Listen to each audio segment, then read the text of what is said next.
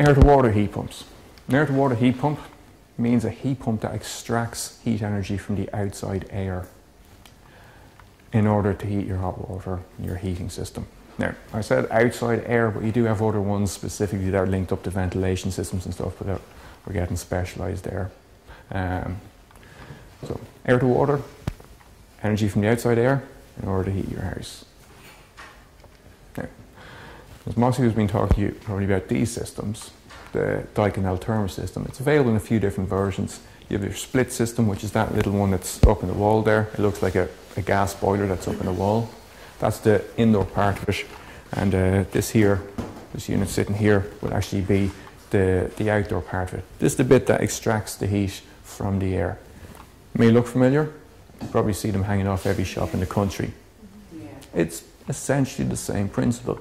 The control system is slightly different because instead of trying to chill the food inside in the shop, it's extracting heat from the air in order to heat your house. This particular company, Daikin, are one of the biggest manufacturers of air conditioning and chiller systems in the world anyway, so they have a huge background in that industry. It's also available in the monoblock version, which is that unit there. Now, obviously that's not real, it's made of cardboard. But that's exactly what it looks like, size-wise, depth, everything like that. That weighs about 2-3 kilos. The real one weighs about 180 kilos. So there's a slight weight difference. And that one's full of air, while the real one is full of mechanics and stuff that make it work.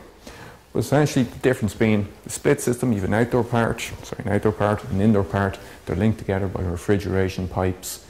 And you have a control system inside. And the monoblock system, where you've just got that outside, and it's like outside, just like an outside boiler, and just the two pipes coming in, a little controller up in the wall, etc., like that. In most cases, that's the easier version that you would have in a house. It's the easier version to install. These other smaller units are very suitable for when you're talking about apartment blocks, etc., like that, but they are still very popular in houses. I think in 2009 they sold something like 5,000 of them in France alone. So it's a huge market for them. There is another version, a high temperature version, which produces up to 80 degrees. It'll produce temperatures the same as any sort of boiler. It's a split system. It's more suitable for retrofit houses, etc., like that. We need to look at, when you're talking about retrofitting existing houses, you really need to look at the whole situation as opposed to just saying, yeah, house, heat pump, here you go, this will do the job, great. You really need to look at the situation in the house.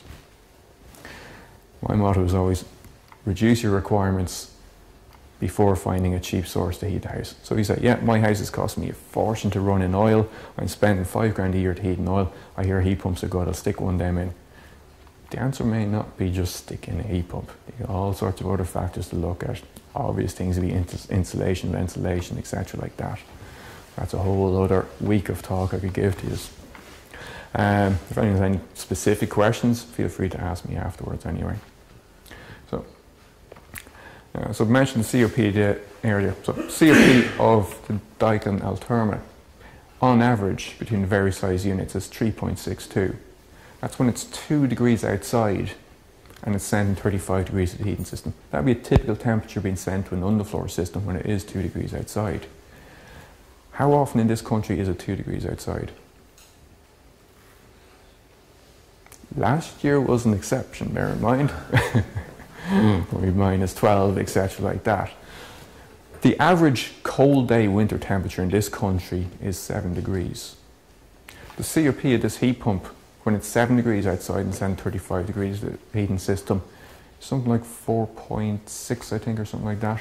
So it's considerably higher. But even at that, you can see how much heat you're getting for what you're spending your money on. Now, the higher the temperature the heat pump produces, the lower the COP gets. So you're always trying to design your heating system with the heat pump in mind, as opposed to just saying, there's a radiators or underfloor, here's a heat pump, stick them together, it might work. You really need to look at the whole system being integrated properly.